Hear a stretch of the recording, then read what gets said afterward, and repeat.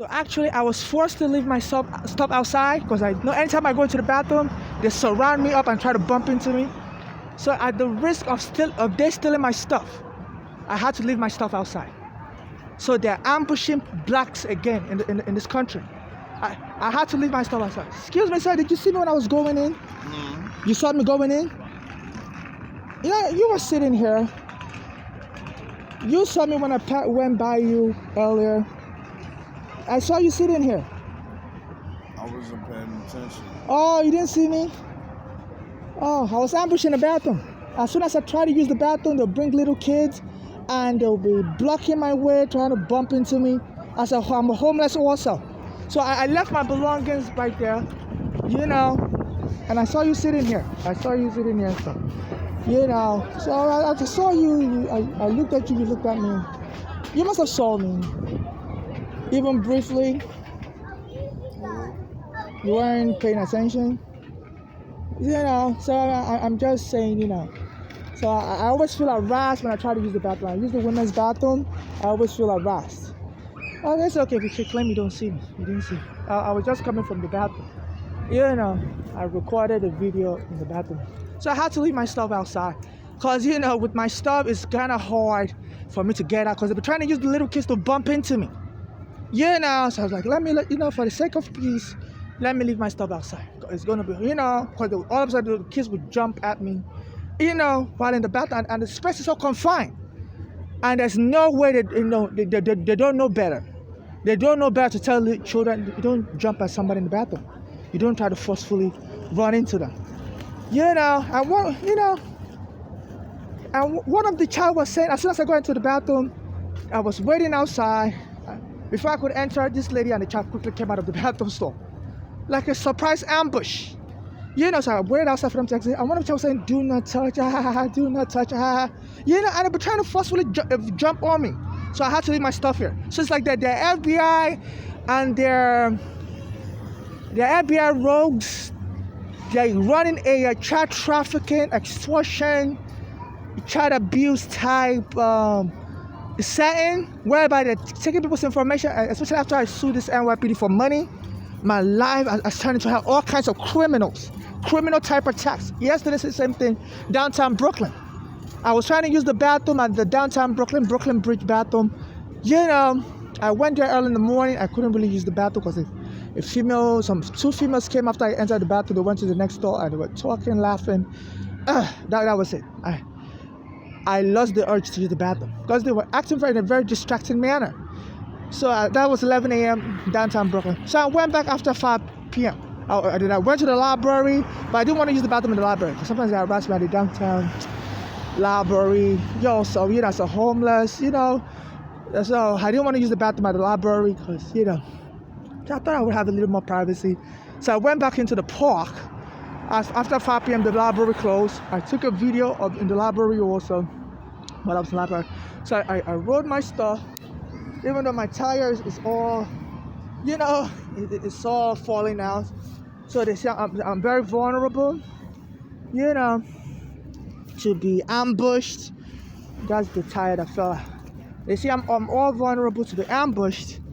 And all I would experience is false witnesses. It's like I don't know if they're planting these false witnesses or what. He saw me go in there and claim he didn't see me. I recorded a video in there. As I was coming out, I said, how could you be sitting over there and did not see me? So I was sitting here for a while, and I tied my stuff. So I went to the bathroom. Of course, they always try to have little kids across me, and with my belongings, and there's really hardly any space there, I wouldn't have room to maneuver. So for the sake of my own, I don't know what to call it, for the sake of my own sanity, and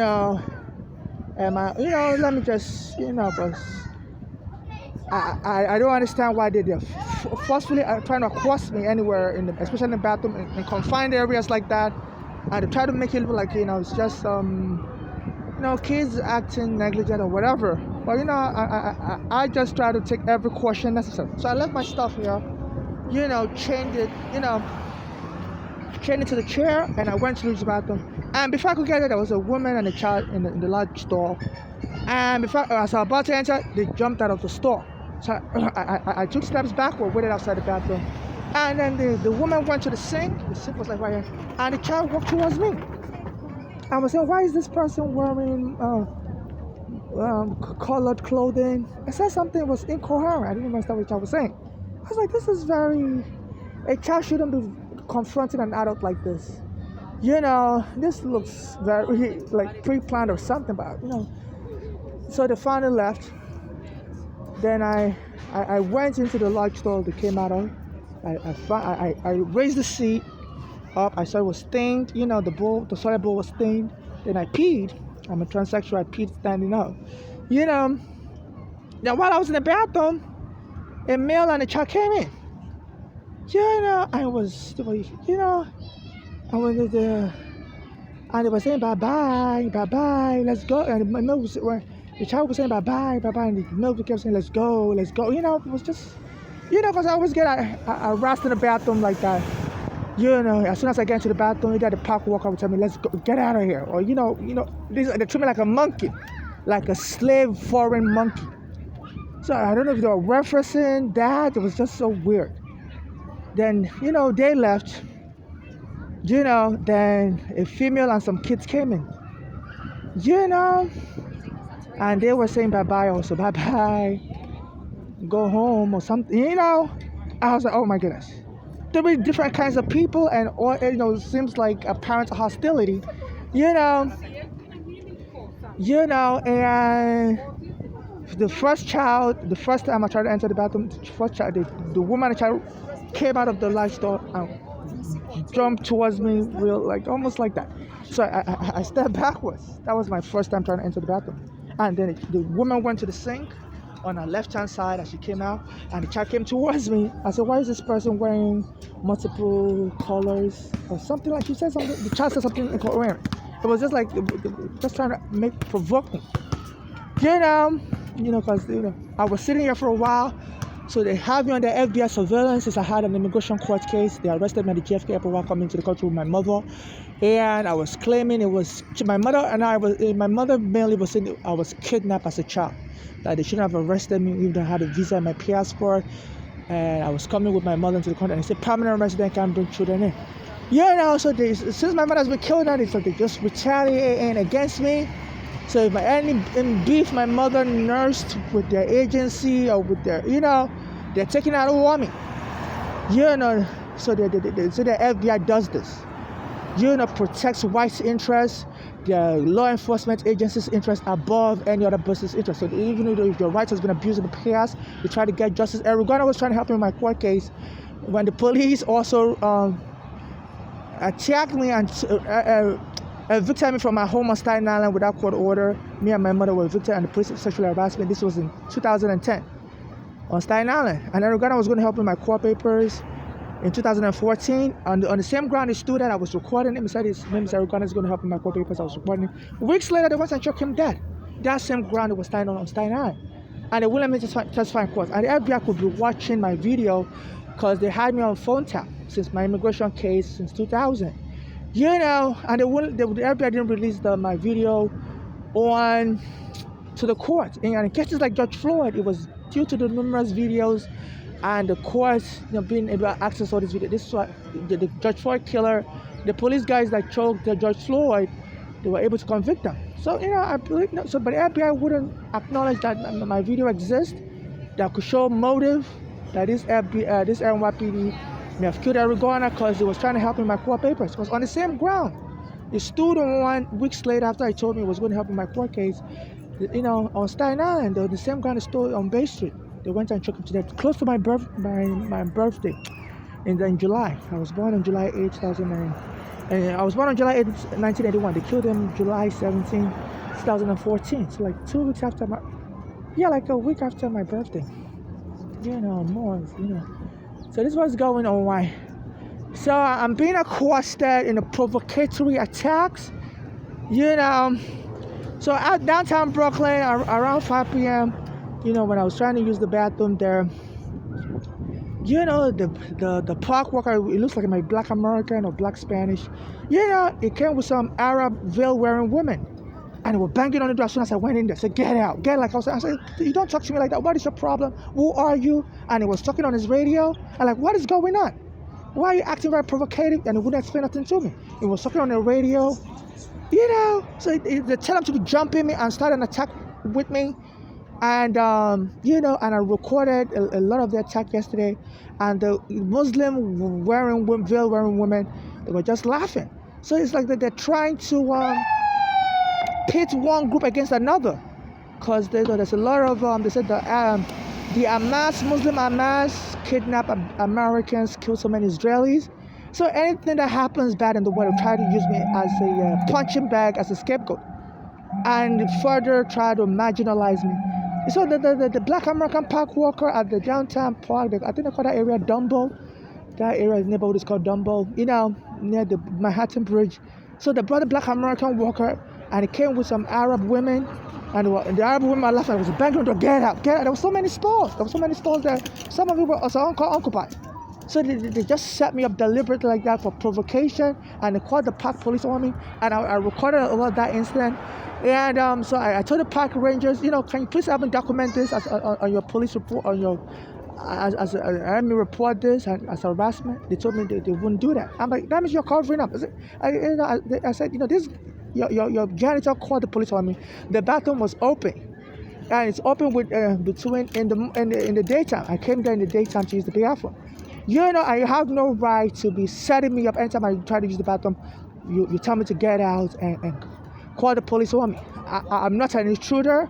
I'm not a trespasser. I said they're using this trick to deport immigrants, make you look like a trespasser, make you look like you're refusing to comply with order, and they'll claim they want to clean the bathroom. I'm like, when I'm using the bathroom, they used to come and clean the bathroom while you're using the bathroom before. I said, why are you suddenly changing all your rules? Or suddenly this year, when this Eric Adam became mayor since last year, and it was saying it was expecting the police to kill a black person soon. That's why he hired Sewell, because Sewell was crying during the interview while watching a simulated video of the police NYPD wrongfully killing a black person. I said Sewell will be good for PR when that eventuality happens, when the police wrongfully kill a black person. And so there's been hostility between Black Americans and Africans. So Black Americans believe Africans to them is slavery. And I've been contacting this Eric Adams, on his social media. So he said he has an interest of helping homeless get out of the street, and he wants to put them in psych ward. My mother died after a daughter's in America friend, mental illness owner, and while she was getting treated at Bellevue Hospital, and the Bellevue Hospital then removed her from the ICU, or trying to put her in the psych ward. My mother had heart disease and she was having high blood pressure. And our daughter's fit mental illness owner, our daughter's in America. They were born here in America, but my mother's a foreigner. So they had more proficiency in American English, and they were able to feign mental illness of my mother and had my mother, had the hospital and trying to force my mother into the psych ward. While my mother was going through heart disease, getting treated at Bellevue, my mother went to Bellevue Hospital to get treated for heart disease, and our daughters came all the way from Pittsburgh to the Bellevue to move her into the psych ward. And after they killed my mother during the transfer, they said the hospital said my mother died because she didn't want to go into the psych ward, and the stress got too much for her. As someone that already has a high blood pressure, and our daughters went to a storage and stole all our storage property at the Keeper Self Storage on Forest Avenue on Staten Island, including my property in my mother's storage. And then they went and dumped my mother's corpse in Jersey. My mother never lived in Jersey, so how could you remove her? She always lived in New York. How could you remove my mother's body from New York and quickly go plant her and bury her in Jersey, in a town they've never lived in? I don't think they've ever lived in. They always lived in New York and Pennsylvania. In a town in New Jersey, and and they told me it was because that was the cheapest place they could find. And I'm like, how do you do that? My mother, wouldn't want to be buried anywhere. As a foreigner, they went and buried her in a town in Jersey. I don't even know how to get to that place. And they killed her and quickly hid the body, which is very usual. They say when people kill people, they're always in a hurry to go hide the body somewhere. So they choose a town where I won't be able to get to. And they went and quickly planted her and buried her in an unknown town, like a very, a town I won't be able to get to because I carry a lot of stuff with me, and I always have a lot of stuff. So if they chose a town, and my mother would have been telling them, even though I never used to see them, I stay away from them because they were very dangerous and aggressive. They also tried to set me up after the immigration arrested me and I was released and had a court case. And my mother took me to Pittsburgh, and her daughters used one of them, Flora, used the car to hit me, and the other one, Bolanle, called 911, said I had a weapon attacking them. This was after Diallo was killed. And the police in Pittsburgh put me in the psych ward, and they lied to the police and the psych ward that I was delusional, thinking I have a court case and I don't have a court case. And while I was in the Mercy Hospital in Pittsburgh, believed them because they sounded really normal. So I had to call my lawyer in New York, and my lawyer in New York spoke with the hospital staff, and that's when the hospital released me. They said, our daughter sounded like really, especially the one Bologna, it sounded really normal, that they wouldn't believe somebody would make it apply against somebody else, saying the person is delusional, doesn't have any court case, they should keep me there and medicate me. So I had a dangerous weapon. And this was in 2001. I almost missed my court hearing. I could have been deported because consider you an immigration fugitive. Because I was arrested when I came into the country with my mother at the JFK airport, and I was later released, and they gave me a court date to come back to court, and then my mother took me to Pittsburgh before the court date, close to my court date, and where her daughters lied on me and set me up and jumped me and put me in the psych ward. I would have missed my court hearing. And for immigration cases, they would have just issued the arrest warrant, and I wouldn't have been able to argue from, because once you miss your immigration court hearing back then, this was after 9/11 or close to 9/11, but once you miss your immigration court hearing, they would just deport you as a fugitive, because immigrants have very little rights. They don't even care about the excuse or whatever, because they say that's the worst thing you can do is to miss your court hearing. They automatically consider you a fugitive and come pick you up and deport you, because they already had the addresses where I'll be at. They know, either I'll be in Pennsylvania or I'll be in New York with my mother. They had all these addresses. They were asking me for every address. Before releasing me from the prison, they took all the addresses where I would be at, where they would find me, because I had the immigration deportation case. So if I didn't show up in court, they could have sent their, they were just, especially it was close to 9/11. So they would have just sent their warrant squad to possible address. It was close to 9/11, so they were really about deporting people, and they would have set me up. They wanted me to miss my immigration court hearing, and normally when they pick the immigrants up like that, as fugitives, they wouldn't even listen to you. They would deport you right away, and Nigeria wasn't safe for me. So after our daughters feigned mental illness on me to try to kidnap me, and got away with it in 2001, 14 years later, they came to New York, did it to their mother. I had my mother set up at the Bellevue Hospital while she was going through heart disease treatment, and they were talking to somebody in Nigeria that was, that used to attack me and my mother. Me and my mother did a asylum hearing. We testified about that at the immigration court in 2001, because I eventually made out of New York, out of that Pittsburgh, after I called my lawyer, and the lawyer spoke with the hospital that yes, I do have an immigration court case. They have to release me to come to New York. So I eventually made it to New York, and with me and my mother testified in my asylum hearing, in immigration asylum hearing, that Nigeria is not safe for me because there's an abusive person, that was harming me and my mother while we were there in Nigeria. And our daughters kept calling that person in Nigeria. Even I presented evidence to the immigration that the person tried to strangulate my mother, because my mother, wrote the date down as soon as it happened in Nigeria in my childhood Bible, and I brought that Bible to America, and I sent it to the immigration. The immigration stole that Bible from me, but I made photocopies of the section where my mother wrote the incident date and time and the name of the person, and I made photocopies, and I sent the extra photocopies to the INS also. So there's in my immigration file right now, there's that portion of the Bible where my mother wrote in that this person attacked her in the 90s in Nigeria, and that was one of the reasons why Nigeria wasn't safe for me as a child or adulthood. The violence and everything. So me and my mother testified in my immigration court hearing.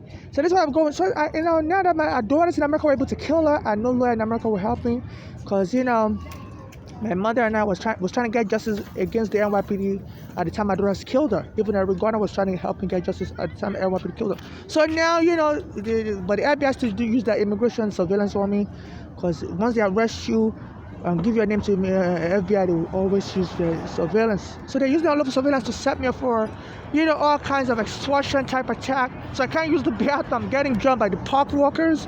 They'll bring their police, bring little children to try to jump in the bathroom. So I can't even go to the bathroom with my property. I was trying to, quickly, they have little children try to jump me. And they're saying, they've been laughing and, just using kind of hostile words. So this was going on.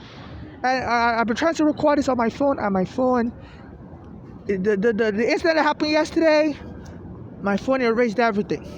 I went and bought a new memory card at the Target store again, because the memory card I bought at the Target store, I recorded it on my phone. The incident yesterday, October 8th, 2023, around 5 p.m. at the downtown Brooklyn Park. That place is called Dumbo in Brooklyn. Downtown Brooklyn, the park, where they attacked me in the bathroom. So I was trying to use it. The park workers brought the park ranger and some Muslim women, and they wouldn't let me use the bathroom. Then later that night, from 5 p.m. later that night to 9 p.m., I went to Southern Brooklyn, 86th and 5th Avenue, and they had like FBI doing type agents doing creating violence around me. I was sitting on a chair like this, and at my back I was just hearing commotion, like people were about to beat each other. Violence. So they're bringing violence everywhere, man. They're trying to deteriorate my mental health, because they saw my mother's daughters was able to feign mental illness on her and got her killed. They saw that in 2001 when I had an immigration court hearing, her daughter Bolani was able to put me in the psych ward in Pittsburgh, and I almost missed my immigration hearing, except for my lawyer that I was able to call from Pittsburgh and spoke with the hospital staff that I do have an immigration case. So now I don't have any lawyer to speak for me or on my behalf. So they're trying to they're trying to feign mental illness on me, so they're creating crisis after crisis after me. I was just sitting down 9 p.m. yesterday in downtown Brooklyn, October 8th, 2023, around 9 p.m. And the brothers FBI type here, they were fighting behind my back. I was just all kinds of commotion. I was recording. My phone has erased all those videos from yesterday. The memory card I bought from Target store, I don't know what was over there. I had to go buy a new memory card. Today, so this was going on. And even my phone is saving my videos as 2022. The date and time on my phone is saying 2022, and today's 2023. Today is October 9, 2023. So the day, I don't know what's going on. They tap into my phone as they're resetting my phone. Even this record, I used to mention reset before I became mayor. And they sometimes steal my phone, put me in handcuffs, steal my phone, and they go burn it. And now it's they're using the surveillance to reset my phone. So my phone is reporting the wrong date and time, and things I record on my phone is disappearing.